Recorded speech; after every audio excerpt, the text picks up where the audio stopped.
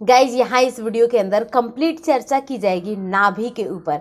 नाभि में परिवर्तन होना, नाभि बटन का कभी अंदर रहना कभी बाहर आ जाना, या नाभि का लाइनें जो है वो किसी की लाइनें सीधी रहना, किसी की लाइनें टेढ़ी रहना, या नाभि के अंदर कालापन, जितने भी चीज़ें होती है नाभि के कभी ऊपर में हल चलाना कभी नीचे में आना, नाभि से रिलेटेड, नाभि के सराउंडिंग से रिलेटेड जितनी भी चीज़ें होंगी वो कंप्लीट जानकारी मैं इस वीडियो में देने वाली हूँ। अगर ये वीडियो आपने देख लिया तो जितनी मन में जिज्ञासा है बेबी बॉय या फिर गर्ल जानने की, वो बिल्कुल जिज्ञासा आपकी खत्म हो जाएगी।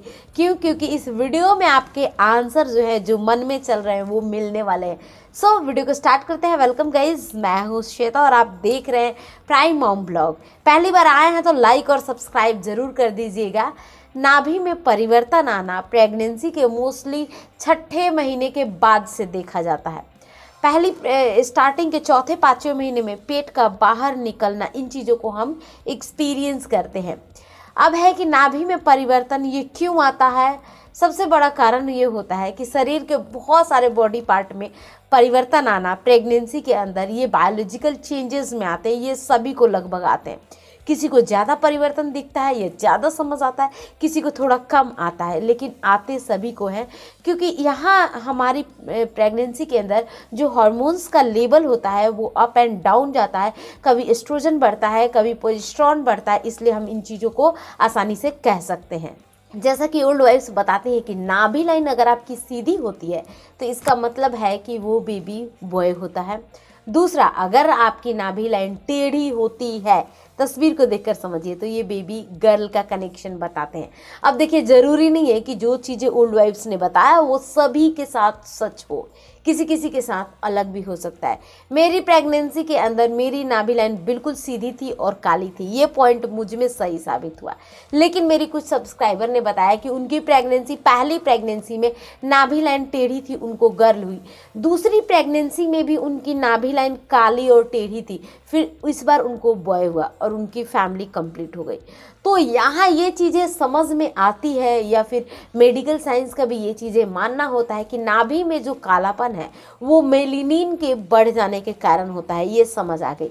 अब नाभि लाइन सीधी और टेढ़ी क्यों अलग अलग होती है।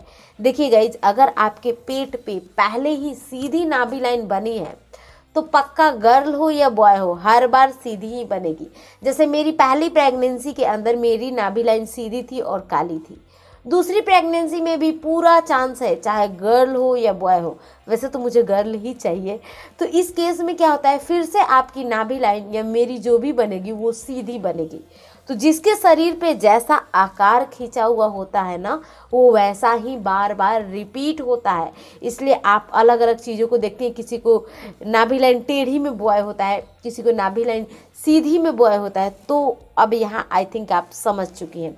नाभि बटन का बाहर आना वो इसलिए आता है कि पेट के अंदर बहुत ज़्यादा प्रेशर और धक्के के कारण नाभि बटन बाहर आ जाती है।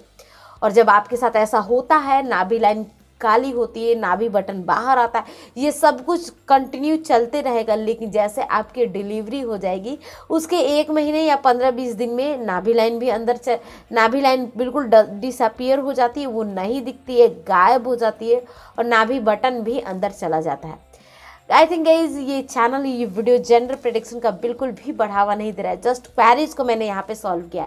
कुछ पूछना है तो नीचे मुझे आप कमेंट कर सकते हैं। Thanks for watching, bye bye and take care.